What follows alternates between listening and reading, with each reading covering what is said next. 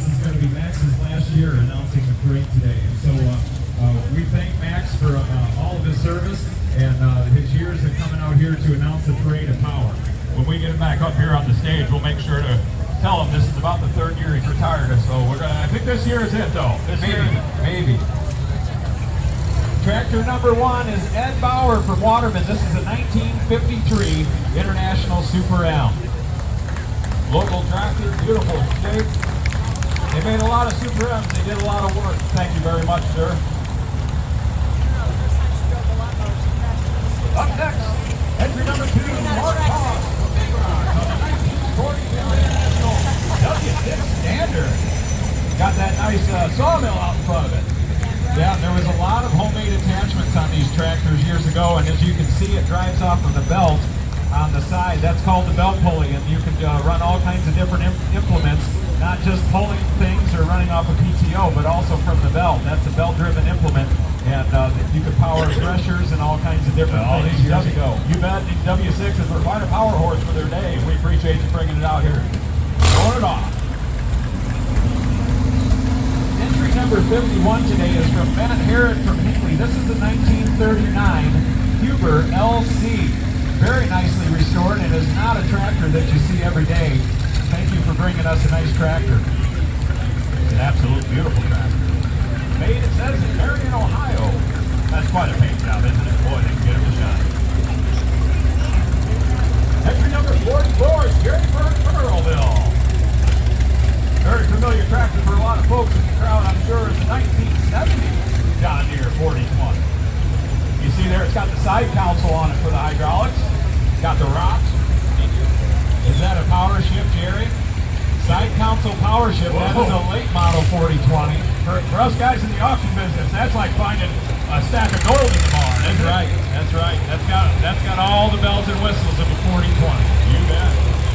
Here comes Steve Blake from Earlville on his 1970 John Deere 4020. He's got a great looking sunshade. Steve, have you been on any tractor rides yet this year? Not yet. Well, you have now, Steve, so there you go. He's always pretty great. That's right, how many do you have? Great looking tractor. Beautiful paint job on that. 1062, Lane Bidwell from Shabana on the 1951 Barn Hall M. Now, Lane, correct me if I'm wrong, is this your grandfather's tractor? So Miles Lane was Lane's grandfather, and this has been a local tractor for a very long time. Very nicely restored in his memory. That's a nice tractor, Lane. Thanks for bringing it out. There's got to be no better feeling than being on Granddad's tractor, you know. And now this is Lane's son, Steven. It's entry number 63 today, and this one is a Super M. Was this one your grandfather's tractor also? Great-grandfather's tractor. You bet. This is the next generation. Beautiful tractor. Nicely done. It's great to see the multi-generational getting out here. Number 38. Here comes Dwayne Mesh on a John Deere, a 1952 John Deere A.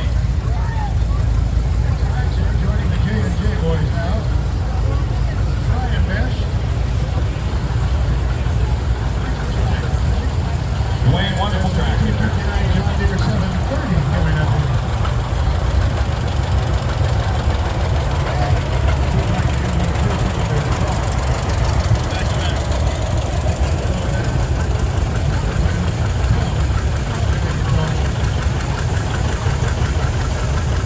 Is that 730 electric or pony start? So this John Deere 730 diesel, before they came out with good electric systems and good starters, you had to start this to power the big diesel engine. That pony start lost me stock, though. Do you guys?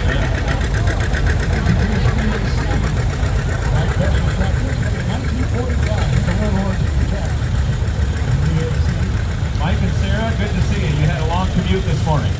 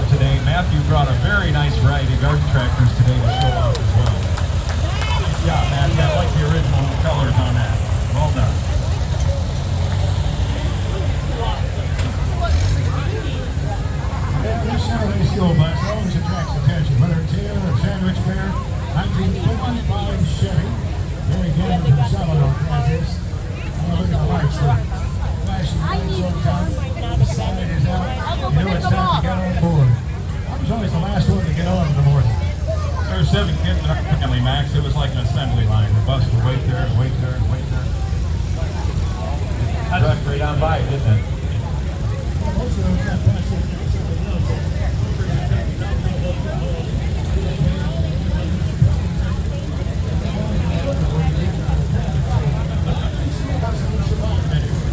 Tractors all the way through.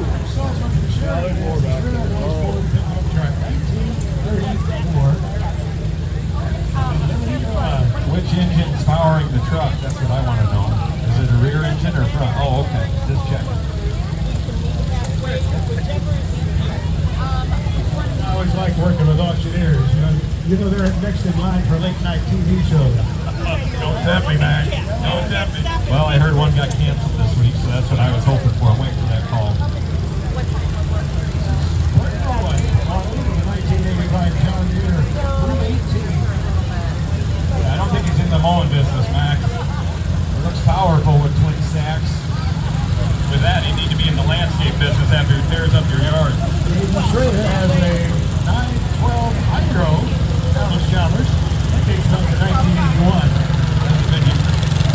Well, the old good mower, kid. Early hydro. Hey, Matthew. Oh, can't get him to look, Max.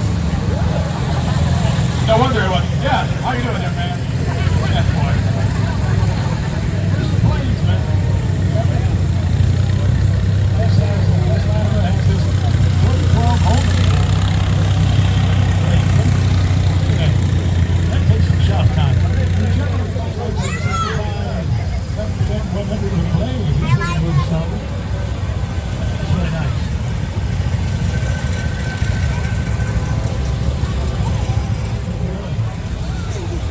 All names from Davis Junction has these wheel arts.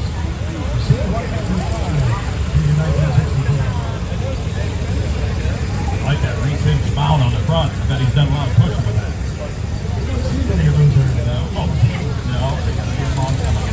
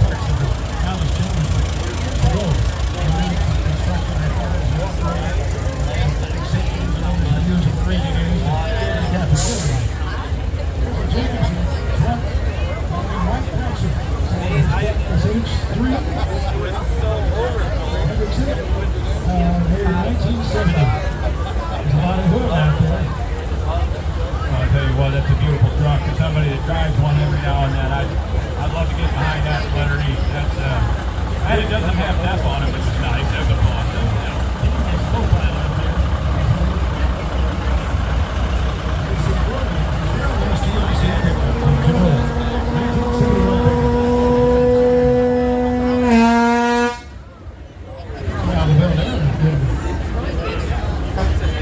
The step side is awful cool.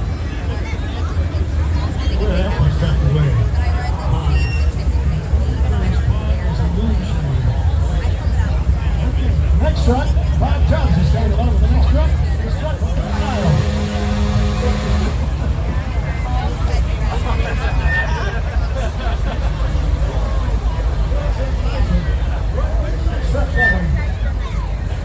Diamond Rio that was out there. Beautiful. Yeah, I tell you what, these Diamond Rios, they just look tough. I mean, back in the day, to see one of these rolling up and down the road, all the good trucker movies all featured the Diamond Rio, but there's nothing tougher than one of them. You earned a living on it.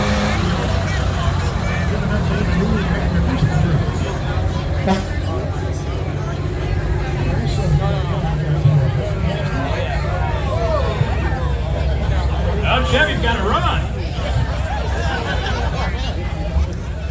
I like to see a nice implement behind it, a great color combination. Is that a 14T maybe? 2014, nice. Got the stepped up model there. Any way you look at it, Max, that's work. Start to break out of the sweat around all those days in the field. Aaron Oakley hit every ground hole in the field. You learned how to bend your knees on a rack, didn't you? Bob Johnson, who's the quarter picker from Sycamore. Bob's had this truck quite a few years, 4,600. He'll be at that Century Podcast down in Montill. He'll be there. Selling books, money, papers down in the sales and that kind of thing. 3,000. We have one in Ford and probably going to be one to make the whole street.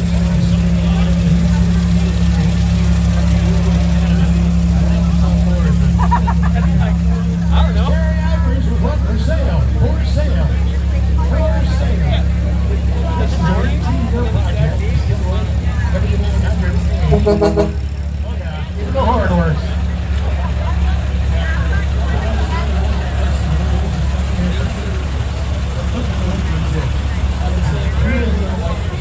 Outside. Chevy truck. Tom Bauman put the sandwich and Chevy Spartan 100 made in 1959.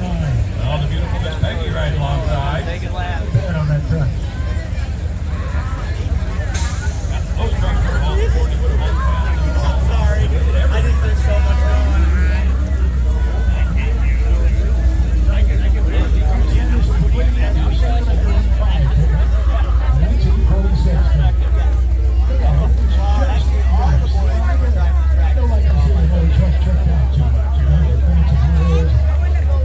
That's pretty fast. He just drove through there on the tractor.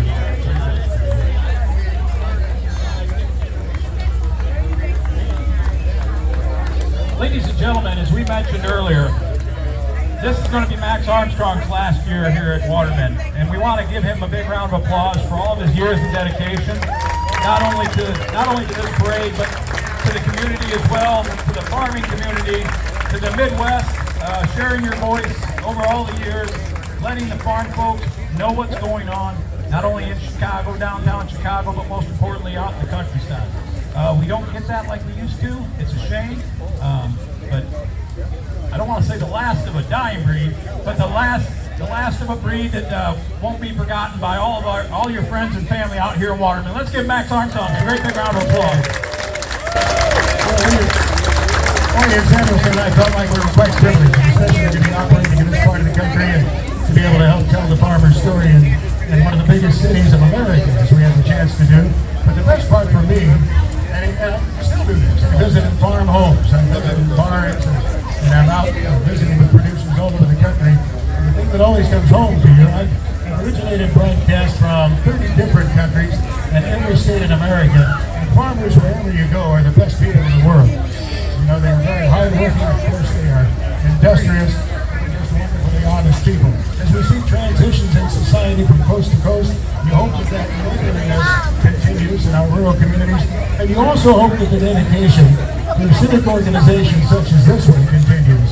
You think of the various groups, and certainly the Waterman Lions Club, the work that it's done over many, many years, 25 years here, but other efforts of the community too, to help build up the community and keep value the programs operating.